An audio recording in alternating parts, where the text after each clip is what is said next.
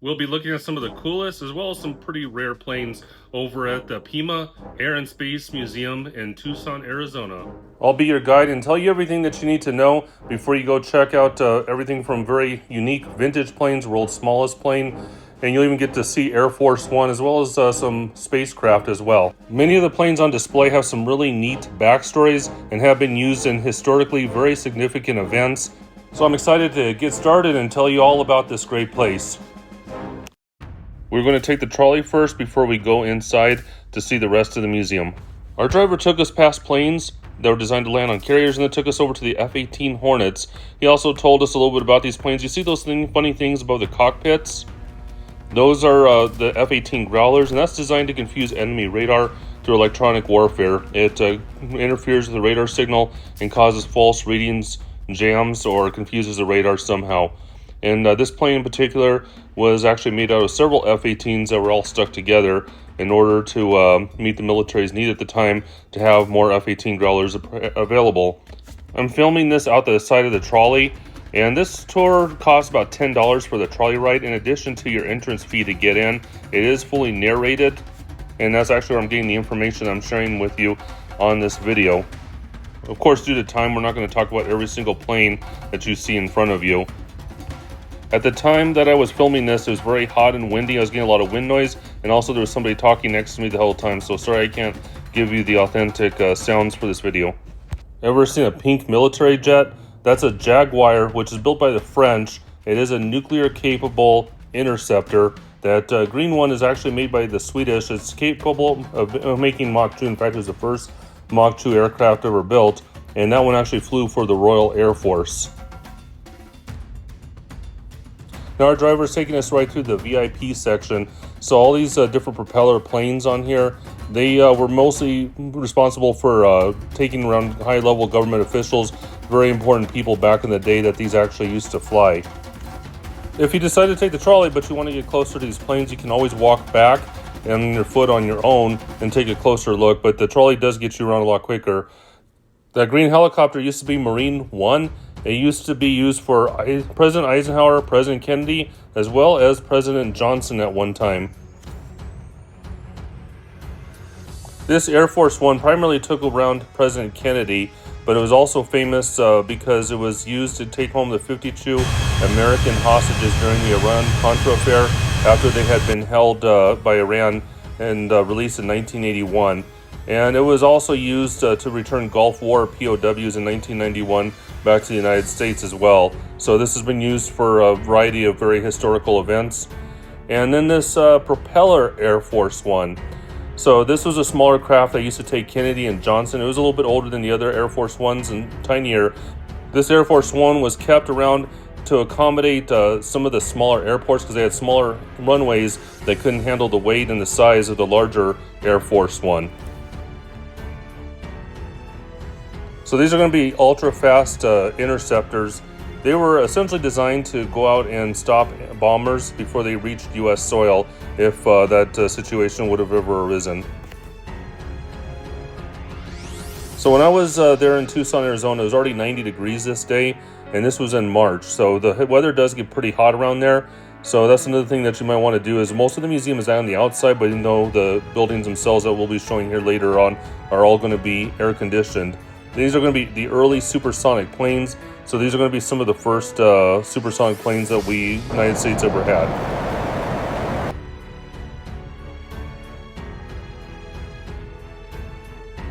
If you do decide to visit the museum, they do not allow backpacks inside, but they also do allow dogs on the other hand. So that way if you bring your dog with you, as long as the dog is on the leash, you will be okay. In fact, I actually saw people walking their dogs around while I was there.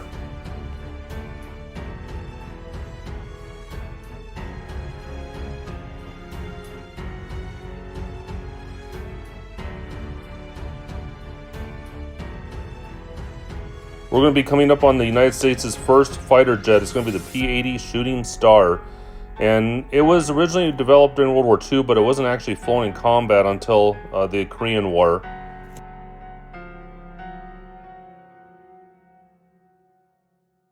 We're going to be coming up on two F-16s. These are going to be early model planes. The one that has the Arizona logo on it, that's going to be an F-16A, and the other one is going to be an F-16B, the one that has the South Carolina logo on there. Both of these planes spent a little bit of time in the Air National Guard. Next plane is going to be pretty rare. This is the Philippine Mars. There was only 7 of these things built, and this is only one of 2 that are left. It was used originally by the Navy as a cargo plane between 1945 to 1956, and then the Canadians used it as a firefighting plane because it could hold 7,200 gallons of water. This plane was retired in 2006. The last time it actually flew was last year. This plane is so massive that when they flew it over to Tucson, it had to be disassembled and then reassembled at the museum in order to make it into a current display.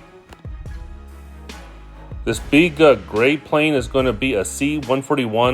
In 1963, it was used in Vietnam as a cargo jet until, it was flown in 1965, but it was built in 1963.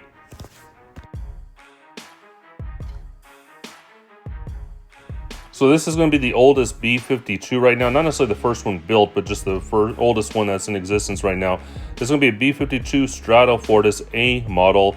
There was only 3 of these initially built. However, this is also one of 2 B-52 planes that were modified to hold the X-15 rocket plane. So this plane used to carry around the X-15 rocket plane and used to act as a mothership. And then the X-15 rocket plane, of course, would launch from the Stratofortress to start its missions.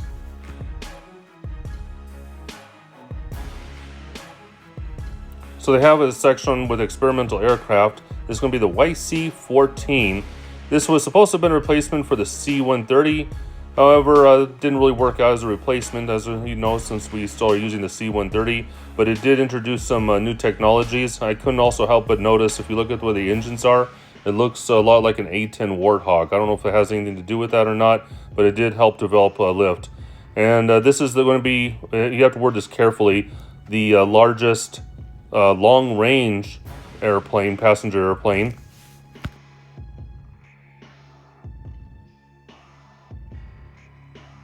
And right now we're looking at various passenger planes that were sometimes modified for various research purposes. Sometimes it was to test engines, or sometimes they were used by NASA and other agencies for scientific research up in the atmosphere.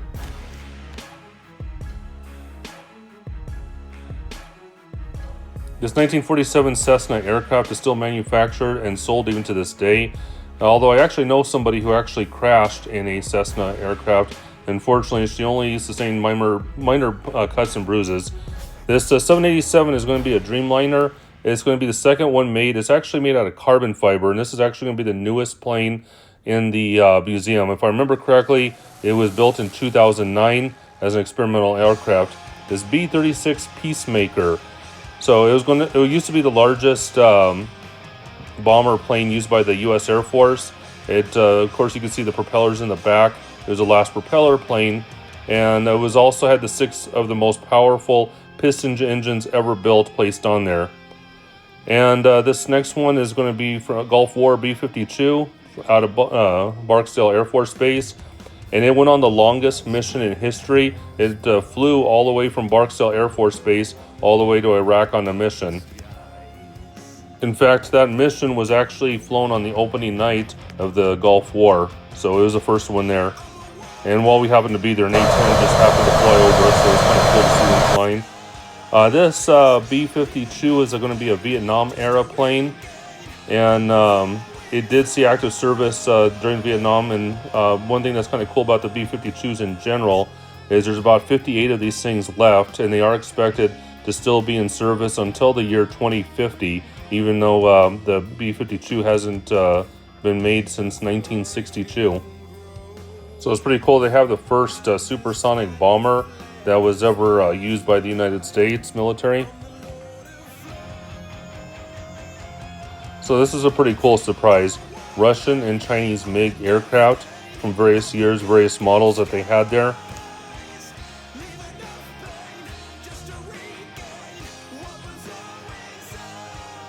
And while we're here, there's some very interesting and even kind of goofy looking helicopters.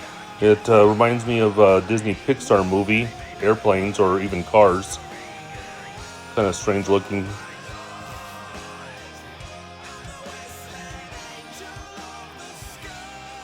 I can't remember what kind of helicopter this was, but I do remember it was mentioned it could lift 27,000 pounds. This MiL-24 is going to be the most successful attack helicopter ever made. It was also intended as a troop transport helicopter, but didn't really work out on that role.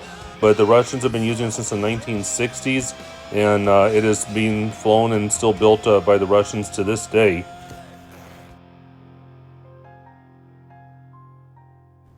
This Iroquois helicopter was once used by the U.S. Marines. They used it in 1987 to carry Ronald Reagan. However, it was eventually sent to Yukon, and it was used as a search and rescue the helicopter, and then it was finally retired in the year 2020. So now we're going to be moving inside. So once you get inside, it is air conditioned, so a good time to cool off. You get to, this is going to be more of the space area first. And then there's a bunch of different hangars. They do give you a map when you get there that will, that way you don't get lost and you don't also miss out on some of the displays. But the first one, building number 7, isn't just the aerospace gallery. It also has a lot of the Predator drones, and it has a lot of other really cool helicopters and other things besides just the ships. But I did like the flight simulators while I was in there. And you can also get up personal with these machines and look in there and try to see what it was like in there, even though you can't actually get inside the helicopter itself.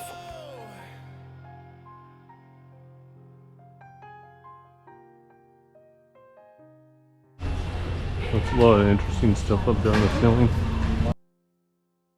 So the times that this place is open, it kind of depends. It has seasonal hours. The summer hours are about 9 a.m. to 3 p.m. Monday through Sunday, and the last emission will be at 1:30 p.m. And for the rest of the year, it's 9 a.m. to 5 p.m. Monday through Sunday, with the last emission at 3 p.m. And then, of course, all the museum hangars start to close right before closing. This thing I thought was, at first I thought it was an actual meteorite, but then I saw that it was a replica of one. And they do allow you to walk up and check out some of these various simulators. This is a different simulator than what I was showing earlier. I take it they must have some Star Trek fans working there, is my guess.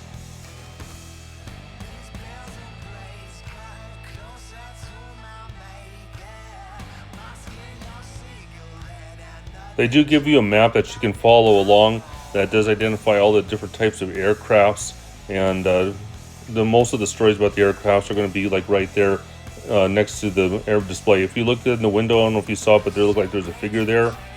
And I've always heard that those little pods on the bottom are pretty dangerous, but now it looks like almost somebody standing there manning the machine gun there. And I decided just to stick my camera up through a hole without really knowing what I was looking at. So I didn't get to see any of this footage until I actually got home and got to review it. So this is the innards from the hole that I was able to reach inside of.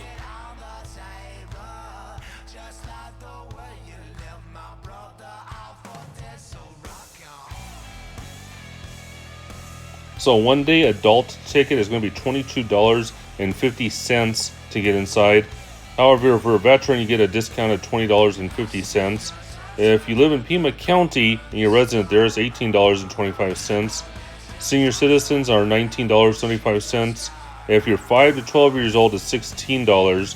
But if you're from 0 to 4 years old, it's free to get in here.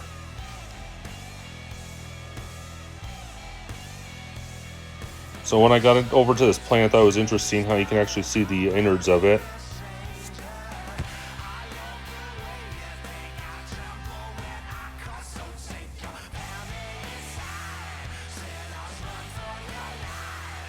So this is going to be the B-2945 Superfortress.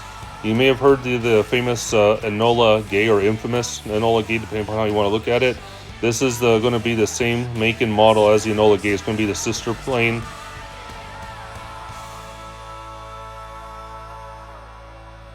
And looking at this in person, it's just absolutely amazing how much room there's inside of that thing. The Bad Angel was flown by the famous Louis WWII Kurds, also known as the Good Devil. It was a P-51. He had been known to shoot down 7 German planes, 1 Italian, 1 Japanese, 46 recon aircraft, and he also shot down an American plane that almost accidentally landed in the Japanese base, which the reason for being is to keep them from being taken Japanese POWs, so he shot out the engines and they ditched in the ocean. So it's kind of neat that right after you get to see Louis Kurd's plane, that there's also a section of Japanese aircraft there. In fact, this part right there almost looked like the front end had been broken off and like it had been put back together. I'm not sure if that's actually what happened or not.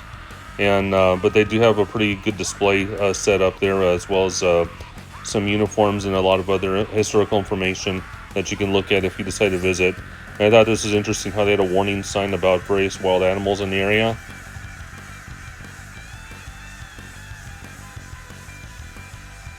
So this makes me think of what it might have felt like to jump out of a perfectly good plane. As you go out the back door, there looks like there's a bench to sit on. Imagine a room for all your gear. And can only imagine what it must have been like flying over something sitting on that bench.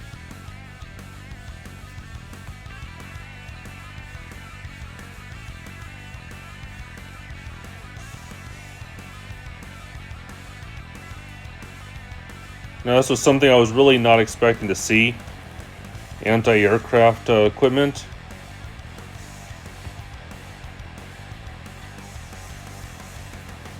So during World War II, sometimes getting materials might have been a little bit hard, but there was an overabundance of white parachutes laying around. So in Europe, a lot of the brides took some of those white parachutes that were left all over the place, and they were actually used to make wedding dresses with. Like that one, that's actually a wedding dress that was made from a parachute.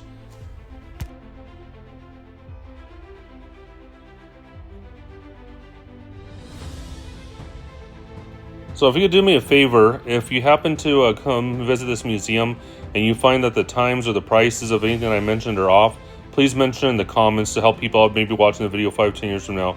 This is going to be an aircraft tank. I think it's called a Comet, if I remember correctly. Oh, actually, it says Comet right there, so I guess that's what it is. And if I understand, that was a British tank.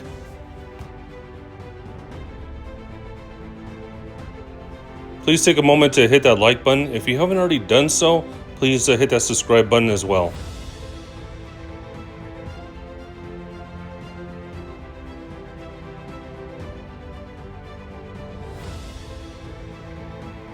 Look at the guy that's standing right next to that thing. That thing is just a huge water airplane. You can imagine what it'd be like to try to land in the ocean with that thing.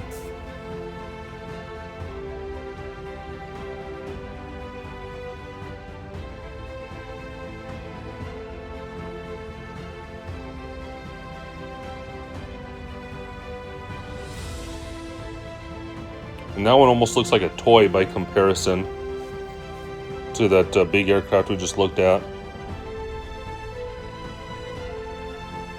And this is going to be another Japanese fighter from separate from the ones that we had seen earlier.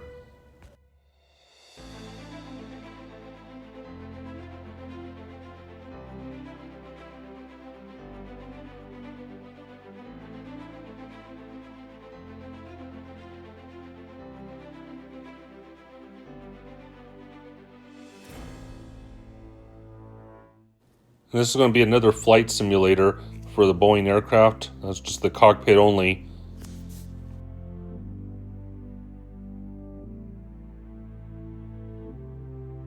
So that was a nice touch that they kept the weaponry on the side of it. It kind of makes it a little bit more realistic.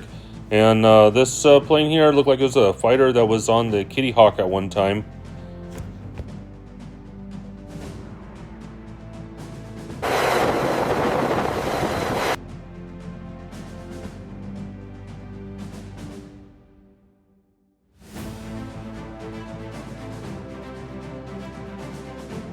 Yeah, I can only imagine how it would feel like to have something like that coming at you, shooting at you. That would be very scary, I guess, especially from the enemy's point of view. I always found the time and effort put into some of the artwork on some of these older planes are very interesting. So this is going to be the legendary A-10 Warthog.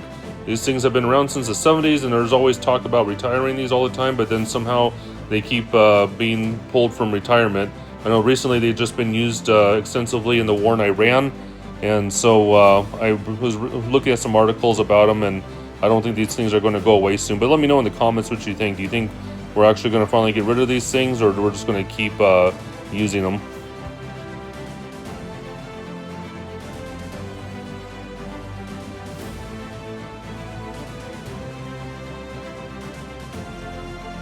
SR-71 Blackbird. Supposedly these planes were kept secret for the longest time, and everybody denied that they even existed. Now you can actually go and look at them in a museum.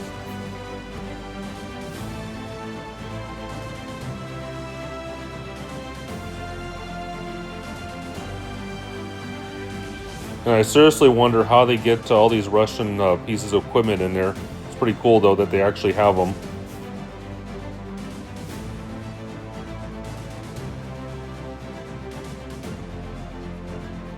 So if you're finding this video useful, I'm going to be planning on some other videos in the Tucson area. So if you are trying to decide on things that you want to do, I should be having another video coming out next week about other locations. I'm also be going to heading off to Tucson, Arizona. And if you happen to be in the New Mexico area, I also have a lot of videos that I did about places in New Mexico that you might want to check out. All the videos are under specific albums, so you can go through there and pick out whatever you need to look at.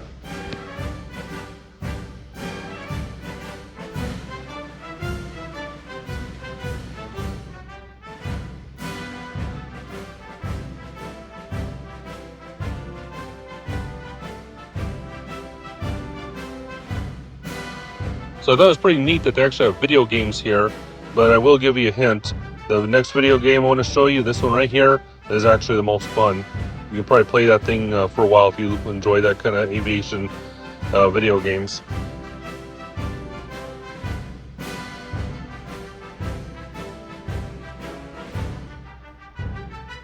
And this airplane looks like it should be in a Disney Pixar movie as well.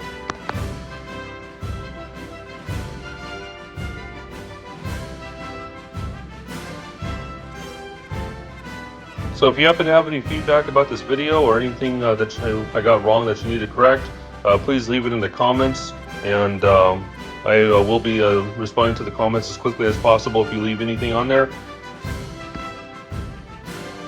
I remember one time I was in southern Florida and I actually got to see the Blue Angels fly over beach that I was at, so it was a pretty cool thing, and get to see one of their planes all the way over in Tucson, Arizona now.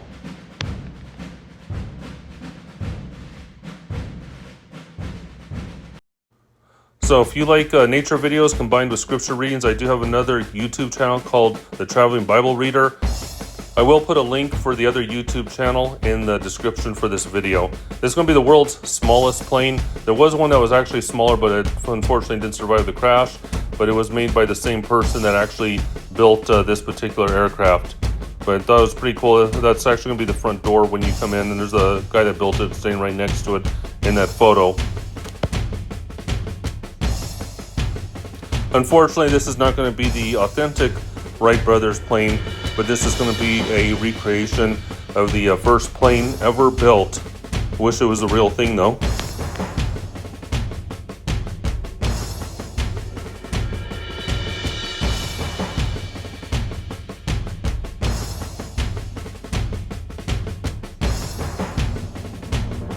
I don't know if the military still does this or not, but they don't know if they still put those scary face paint on the top or front of aircraft anymore. If they do, let me know in the description. But if not, I think it's something that we should bring back. So of course, they have you exit through the gift shop once you're done taking a look at the museum. This will be the parking lot. They do have you park underneath these giant solar panels. And the front of the entrance is going to be near this large missile that's laying there, or rocket, whatever it's supposed to be. And now it's going to be the front. So one of these videos popping up right now should be something you might be interested in. And please hit that like and subscribe button if you haven't already done so.